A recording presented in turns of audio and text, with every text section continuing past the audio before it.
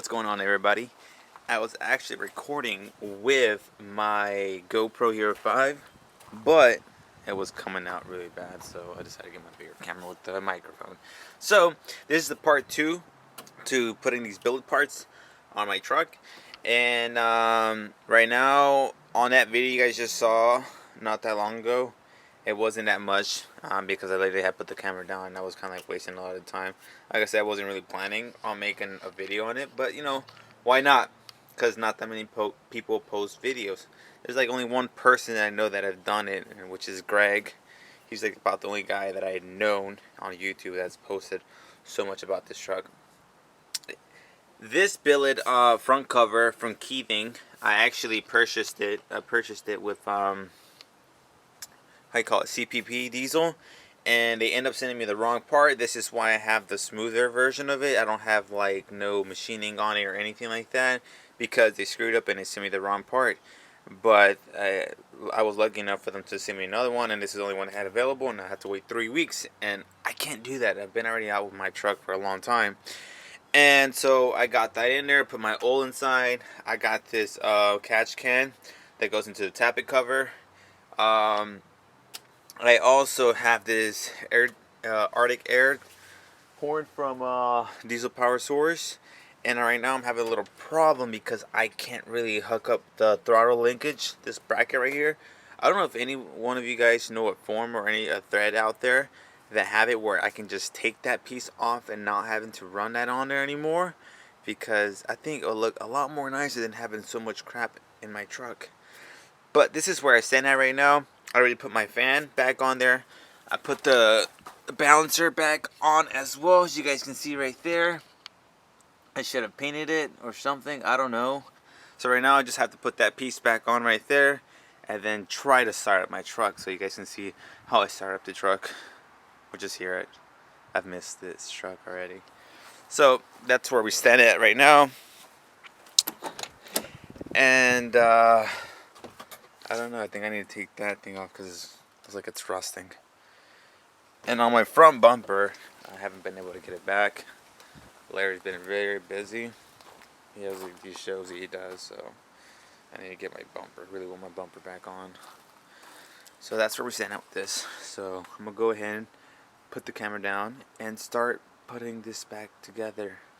Alright, so I was kind of struggling to put this horn on, and that was because of the bracket that connects to this linkage throttle right here.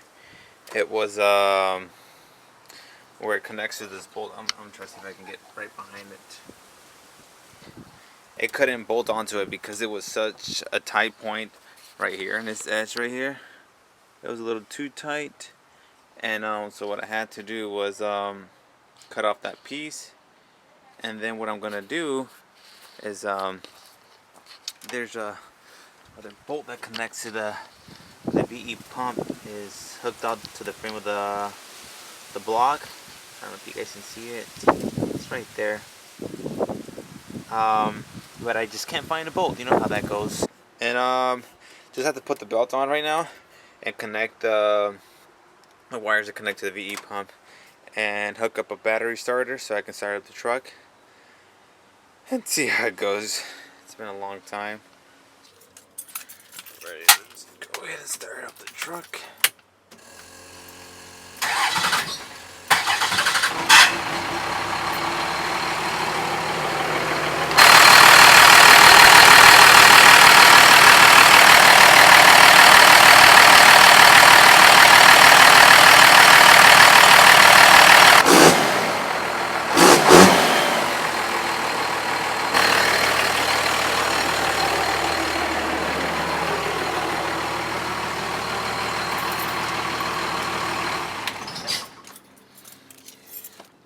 As you guys can see, I was able to start it up, but I really don't know why, but sometimes it sounds like it's having a little hard time starting up. I'm not sure why it's doing that, but I kind of need to figure that out because it doesn't sound good at all to me, and it never did that before. I don't know, because I have the one battery in there, but I mean, you're talking about the nothing battery, and I think it has like 720 cold cranks.